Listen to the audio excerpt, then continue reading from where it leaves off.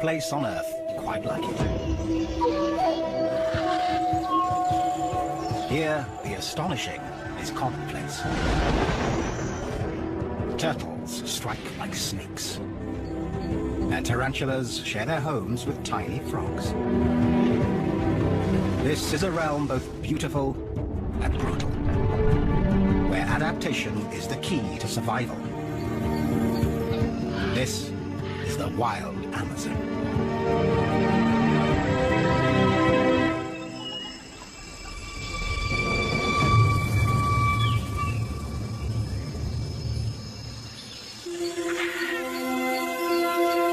The Amazon River Basin, by any measure, is one of the greatest natural habitats on Earth. The world's largest rainforest is watered by the world's mightiest river. It's home to the greatest diversity of living things anywhere. And dozens are still discovered every year.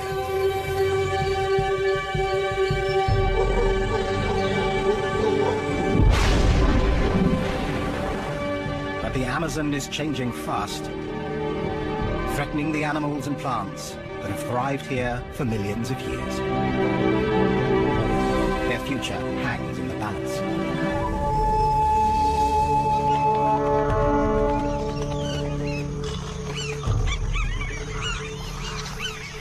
Black caiman are among the Amazon's most ancient inhabitants. These living fossils have remained almost unchanged since the time of dinosaurs.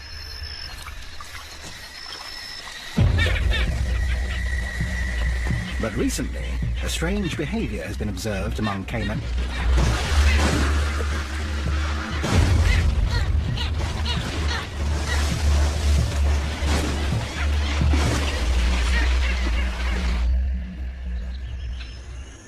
It happens during the dry season. Between June and October, when rain falls only a few days a month, giving the Amazon a chance to dry out. River levels drop, leaving shallow pools along the edges of waterways. The black caiman are quick to seize the opportunity. Birds take notice too. Black skimmers move inland from the coast, and egrets gather by the hundreds. They are all here for one thing. The fishing is excellent. The pools have stranded huge shoals of fish, and the Amazon's largest predator closes in. During the dry season, the caiman gather in large numbers. But what they do next is even more extraordinary.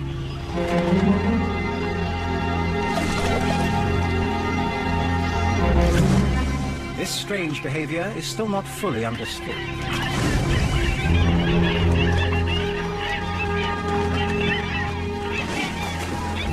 Caiman are known to jump and slap the water as part of a mating display. But here, it's transformed into a synchronized and deadly ballet.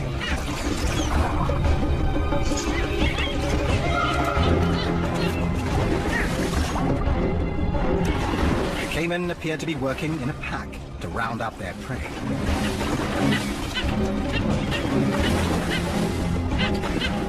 The panicked fish are caught by the hungry jaws. Those that escape are picked off by the egrets probing the shallows, and skimmers targeting the surface. The fish don't stand a chance.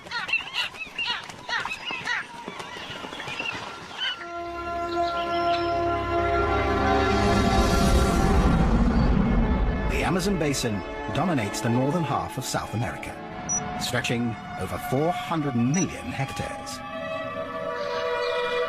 Weaving through this hothouse of weird and wonderful life is the Amazon River itself, flowing for more than 6,000 kilometers.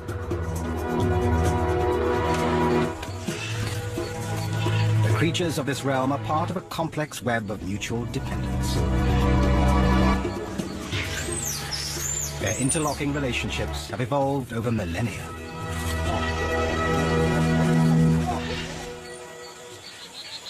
One of the strangest and most mysterious involves a very small frog and a very large spider. It is behavior rarely seen before. This dotted humming frog lives on the forest floor, a dangerous place, full of potential predators, including this burrowing tarantula spider. This nocturnal hunter, with a leg span of up to 16 centimeters, can easily catch mice and even small birds. It kills by injecting its prey with venom. The poison first stuns, and then, while the victim is still alive, dissolves it from the inside, so the spider can suck out the remains. Any creature would be keen to avoid such a fate. It seems the little dotted humming frog has made a fatal error in its choice of refuge. A tarantula's lair is a potential death trap, especially one filled with hungry babies. For the frog, the outcome cannot be good.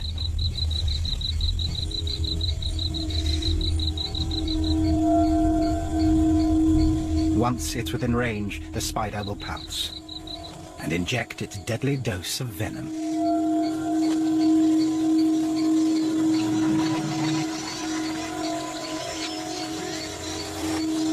But not this time.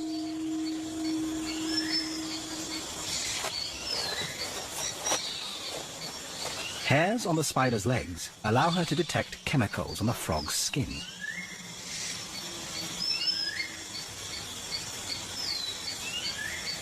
Perhaps she senses that the frog would make a dangerous meal.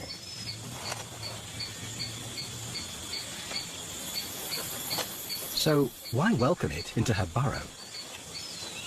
It seems this is a mutually beneficial arrangement. Frogs eat ants, which in turn prey on spider eggs and spiderlings. And for the frog, there's total protection. No other predator would dare take on this mother or her babies.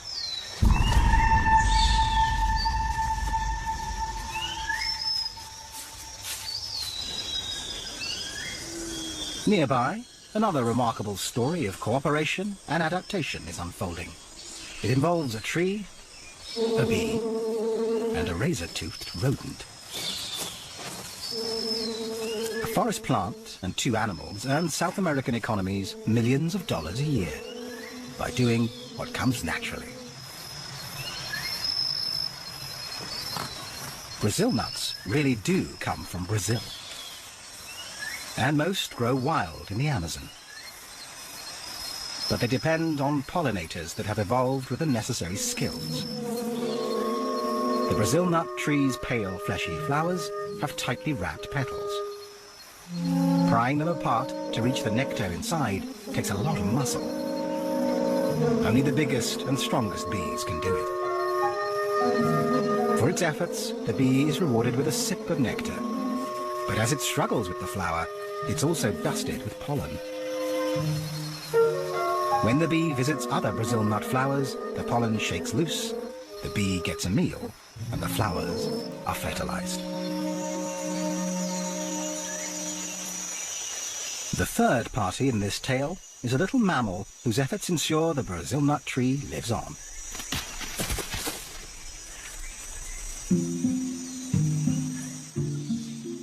An agouti is one of the few creatures in the rainforest with strong enough teeth to break the outer shell of a seed pod.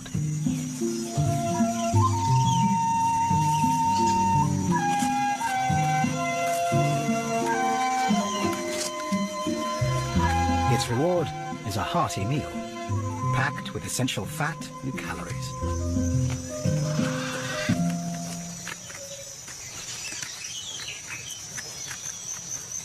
A single pod can contain up to 25 nuts, way too many for the agouti to eat in one meal. So he hides the leftovers.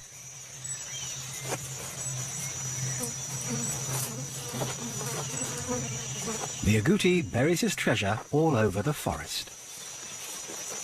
Some nuts will remain in the ground to germinate and grow into the next generation of Brazil nut trees.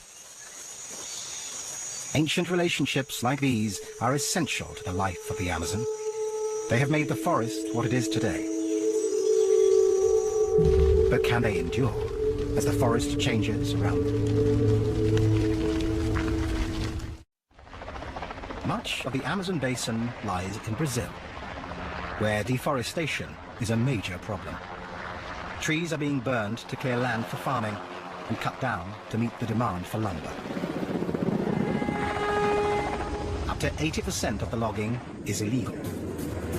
Now the forest may have a fighting chance with the help of an armed task force. The government has declared war on the illegal loggers.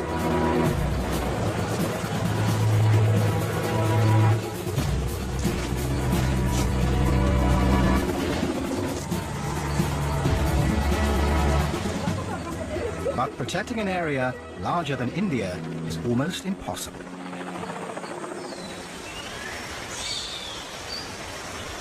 Every day, the Amazon still loses 19 square kilometers of forest. And besides the trees, much more is lost. A complex living community filled with undiscovered secrets that could benefit all mankind. Among its other wonders, the Amazon is the world's medicine chest. Scientists already know that over a quarter of the active ingredients in cancer-fighting drugs come from the rainforests, even though they have only tested 1% of the plants. Some plants are packed with deadly compounds. They're the source for poisons like cyanide and addictive drugs like nicotine and cocaine. Countless other plants use poisons as chemical defenses. Unripe forest fruits are bitter, toxic, and normally indigestible. But macaws have little to eat during the dry season. They use their strong beaks and agile claws to extract whatever nourishment they can.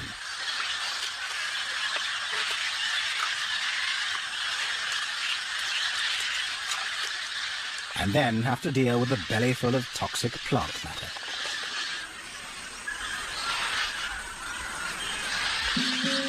Like other parrots, they have found a solution.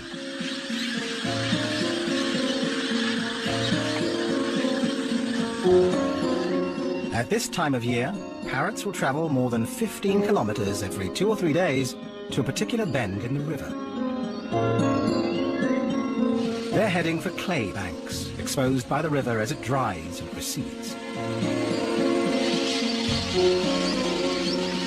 Somehow, the birds have learned over time that clay neutralizes the toxins in their diet, which makes it an essential ingredient for surviving the dry season.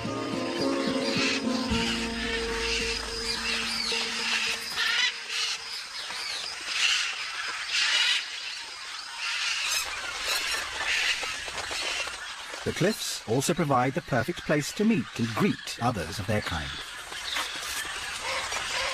Macaws are the largest and one of the most beautiful parrots in the world.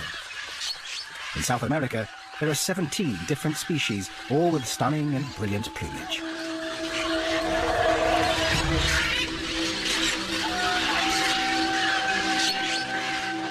Highly intelligent and extremely sociable, they travel together in large flocks as they search for food.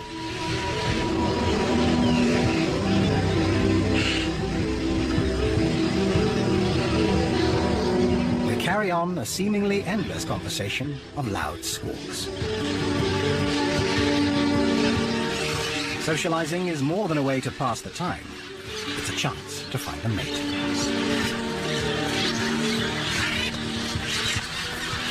For macaws, this is an important choice.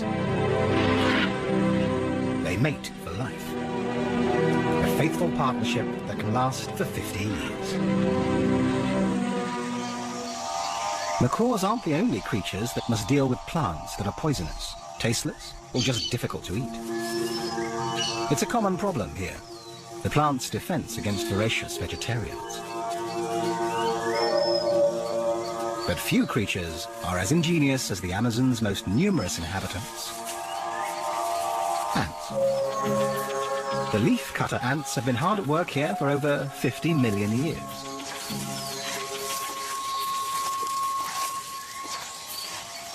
An ant carefully measures out a portion of leaf using her leg span as a guide.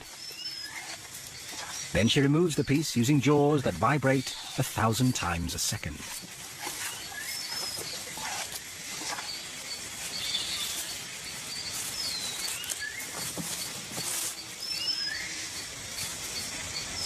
Leaf-cutter ants have an elaborate caste system defined by the size of the ant.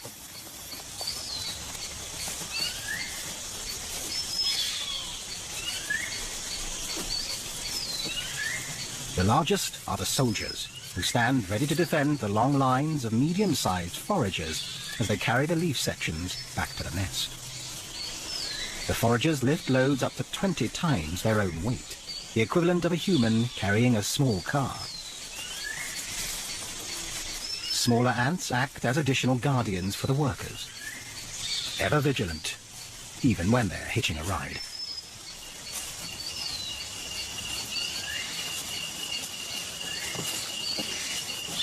The leafcutter's underground nest can measure over 15 meters in diameter and be up to 5 meters deep.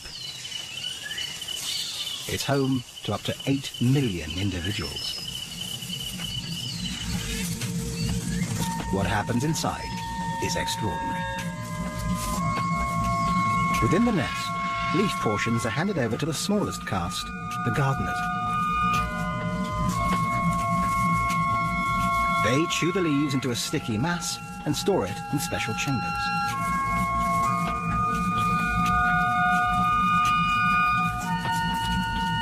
Another chamber houses the colony's most precious possession, an edible fungus.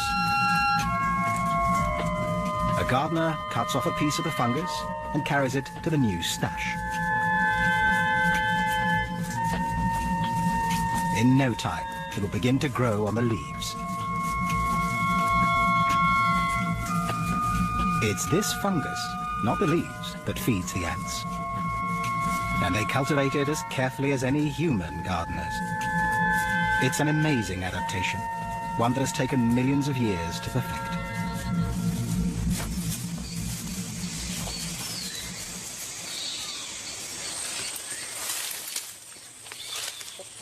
Unlike the leaf-cutter ants beneath their feet, the Martis people have never relied on gardening.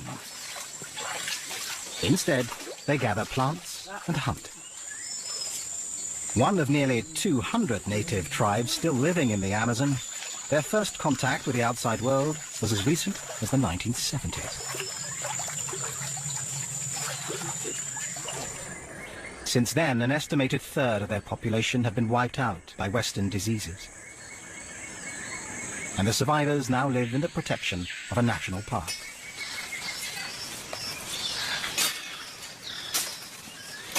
Through countless generations, the Martis people have gained a deep knowledge of their jungle home.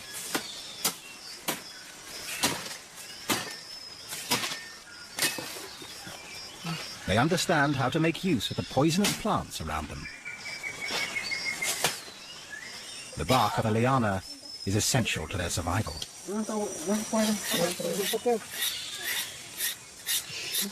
Boiled down to a paste, it becomes a powerful nerve toxin known as curare.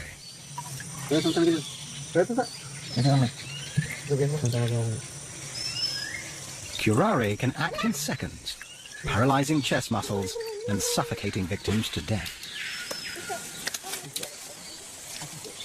For the Martis, it makes a perfect weapon for catching the fast and nimble monkeys whose meat they prize.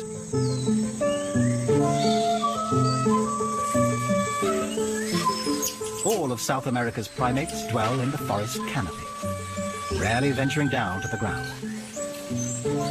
Most eat whatever they come across, from fruit and flowers to insects and sap. In Brazil alone, there are over 100 different kinds of monkey, more than any other region in the world. And 9 new species have been discovered in the last decade.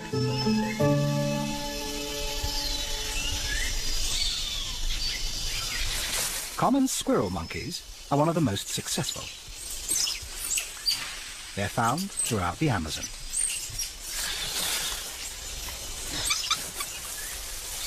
Squirrel monkeys grow up fast, and by 10 months they've left their mothers. But for a young, inexperienced monkey, life is precarious. There is danger lurking in the forest.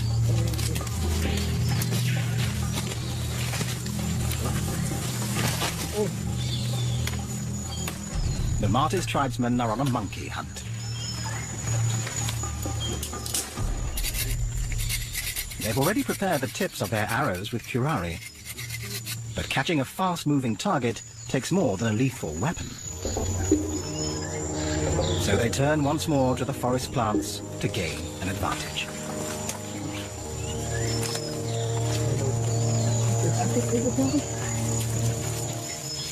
They concoct a solution, mixing ebony plant in a little water. They drip it into their eyes.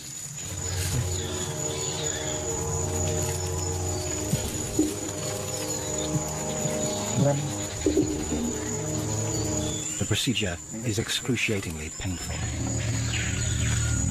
But they believe it will sharpen their eyesight and heighten their senses, endowing them with the stealth of the forest creatures and enabling them to move silently as shadows across the jungle floor.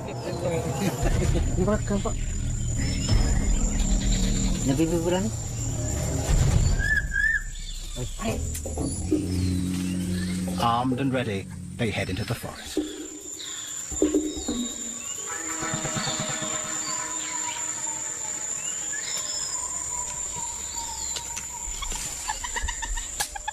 Deep in the forest, the young squirrel monkey has been distracted by an insect snack.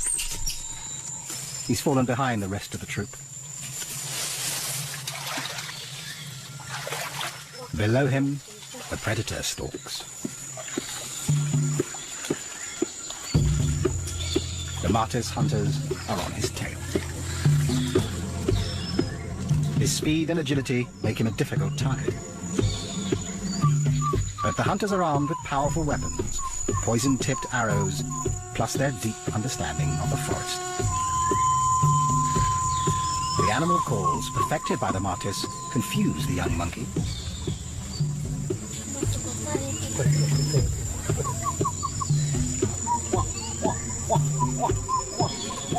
He's naturally inquisitive and moves closer to the calls. A fatal mistake.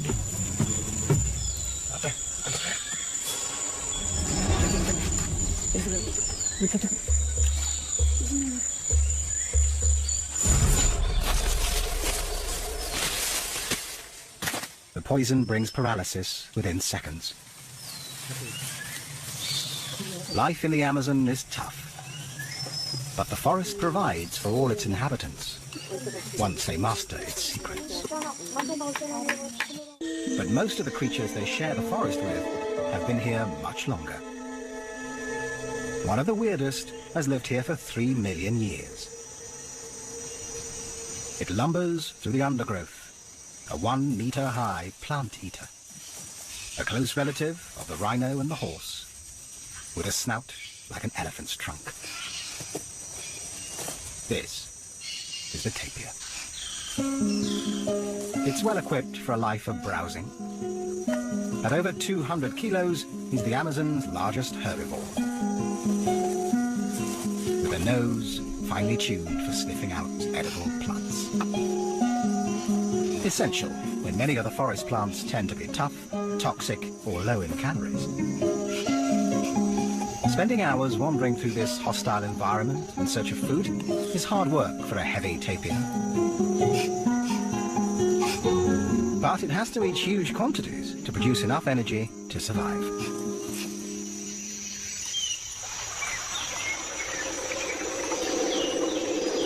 Some animals find a meal by hardly moving at all. A nearby stream looks peaceful, but appearances are deceiving.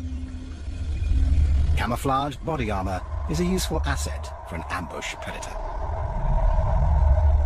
Hidden in the leaf-littered shallows, it waits patiently for an opportunity.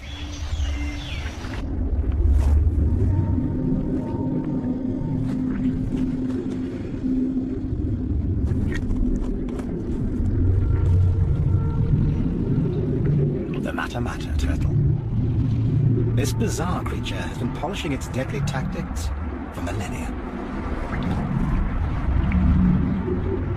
Its name, Mata Mata, simply means kill.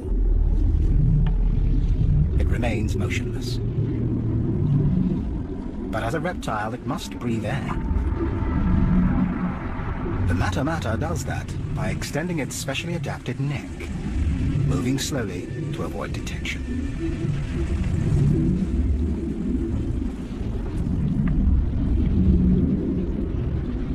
And using its snout as a snorkel.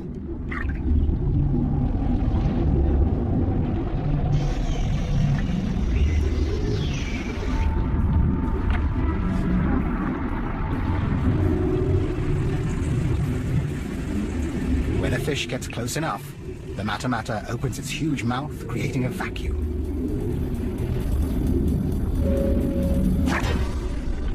And sucks in its victim, faster than the blink of a human eye.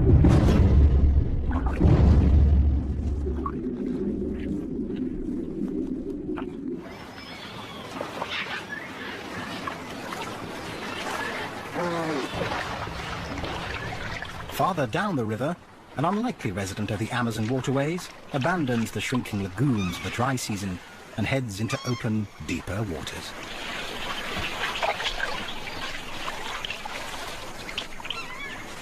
This is a male Amazon river dolphin.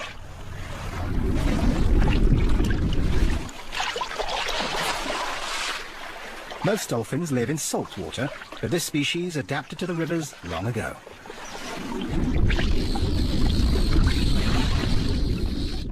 Now the entire basin is his playground.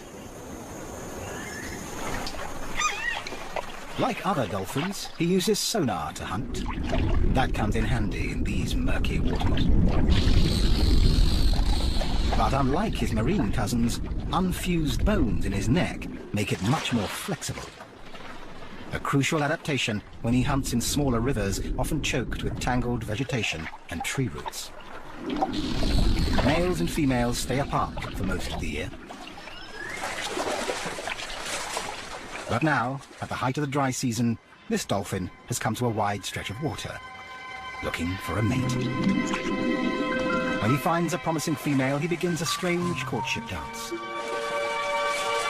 The male tosses a piece of driftwood around, perhaps to attract the female's attention. If she accepts him, the pair will mate.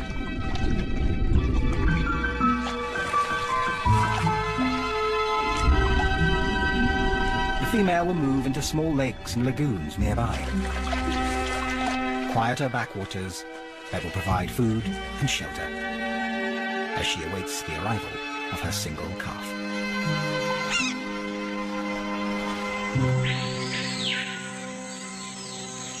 Towards the end of the dry season, the river levels are at their lowest, exposing broad sandbanks.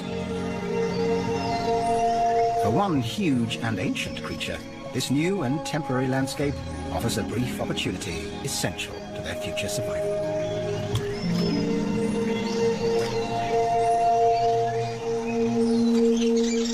Female giant Amazon river turtles are on the move. They're powerful swimmers and may travel great distances. The females come to the same stretches of the river year after year. They search for the highest spots on the beaches to lay their eggs. Finely grained sand makes these banks perfect for laying eggs. More than a meter long and weighing up to 90 kilos, the giant females drag themselves out of the water to bask in the sun. The temperature of the sand rises during the heat of the day. The hot sand will act like an incubator, speeding up the growth of the eggs. But it's dangerous.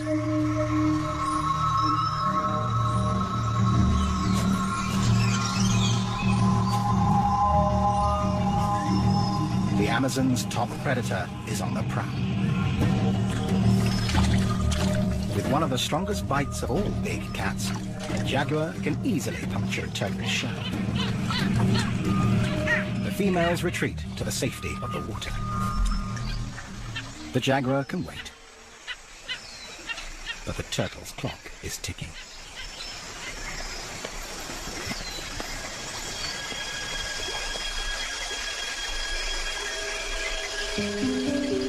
Under cover of darkness, one turtle seizes her moment.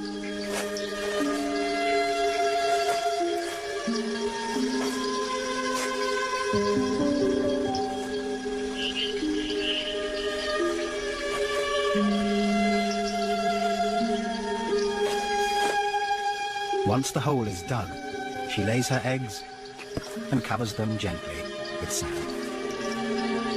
If all goes well, they will hatch in 6 weeks. Her timing is crucial, and there is little margin for error.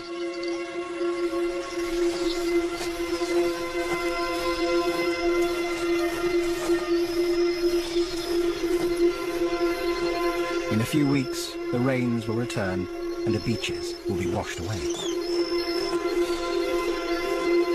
The precious eggs must hatch before then.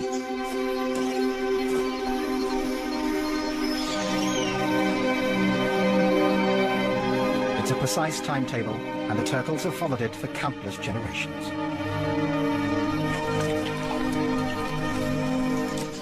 But the climate is changing here, as it is elsewhere around the globe. If weather patterns shift before the turtles have a chance to adapt, they could be doomed to extinction.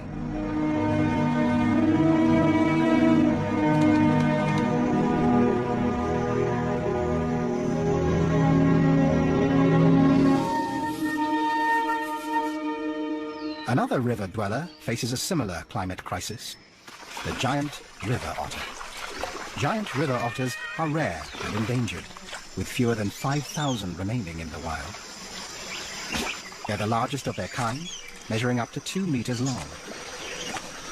This family group has 10 members, headed up by Mum and Dad. They're highly social and constantly check in with each other using a variety of vocalizations. Their communication involves a complex system of sounds, scents, and postures.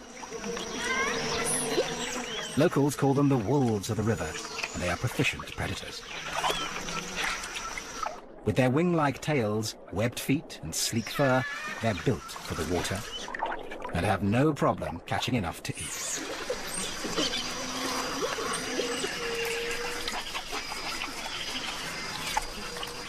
Each otter feeds on up to 4 kilos of fish a day.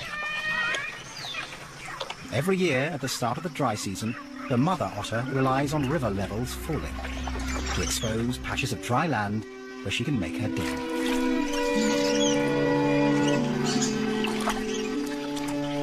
These quiet backwaters provide a perfect place for young otters to learn and play. 14 weeks old, and the pups are still mastering the skills they'll need to survive. But it's a race against time. The rains are about to return, and the den will flood. If weather patterns change, it will challenge this finely tuned parenting plan.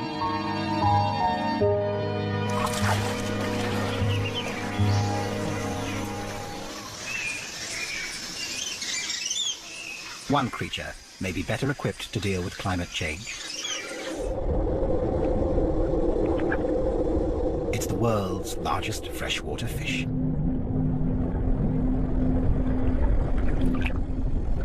The pirarucu can grow to 3 meters in length and weigh more than 2 baby elephants. It lives in slow-moving waterways that are murky from decaying vegetation.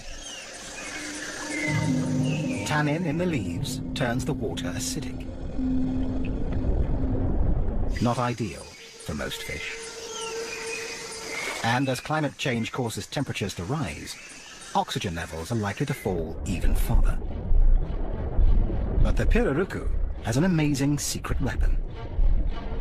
Along with its reduced gills, it has evolved with an air bladder that acts like a lung.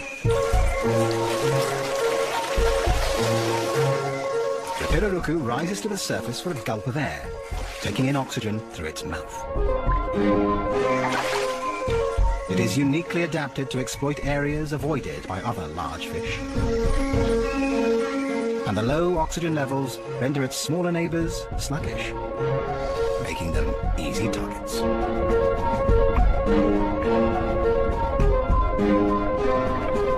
Its adaptation may give the pirarucu the winning advantage in a changing world.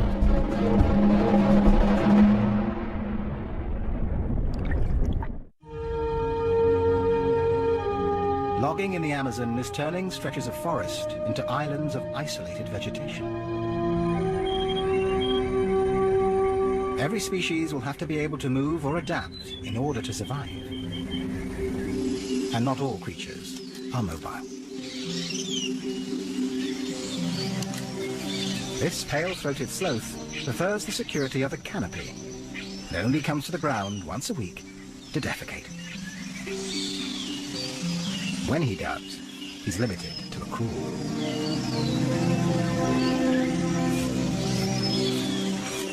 The sloth lives solely on leaves, a low-calorie diet that provides little energy and is difficult to process.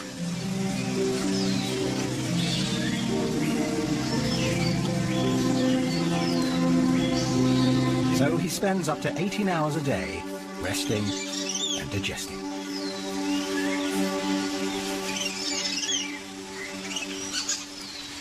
This sedentary lifestyle explains how the sloth got his name and his reputation for being lazy.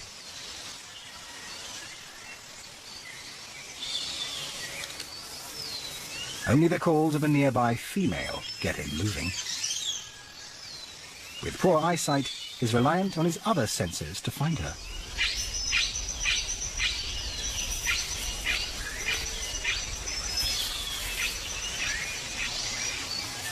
Her lichen-covered fur makes her even harder to spot among the branches.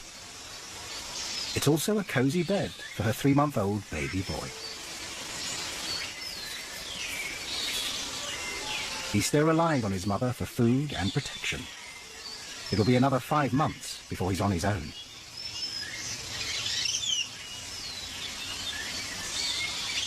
But she's ready to mate again.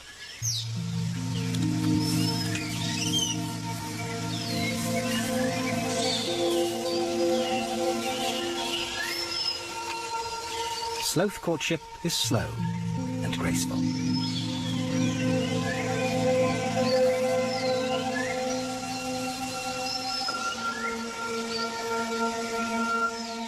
But she may reject him with her baby still around.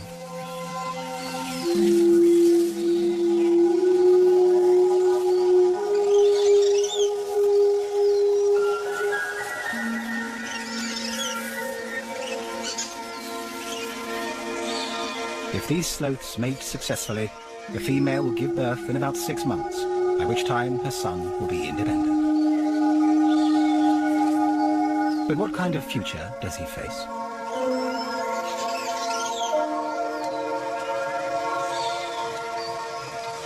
The sloth's home in the forest canopy is an uncertain refuge. Their lack of mobility makes it difficult to adapt to changing conditions. They're too awkward and too slow to move safely across open ground. As the forest becomes more fragmented, they could be doomed to extinction.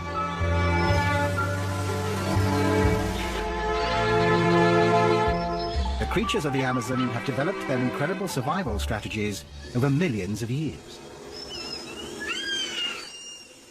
If conditions here change too rapidly because of a warming climate or a disappearing forest, many will be unable to adapt.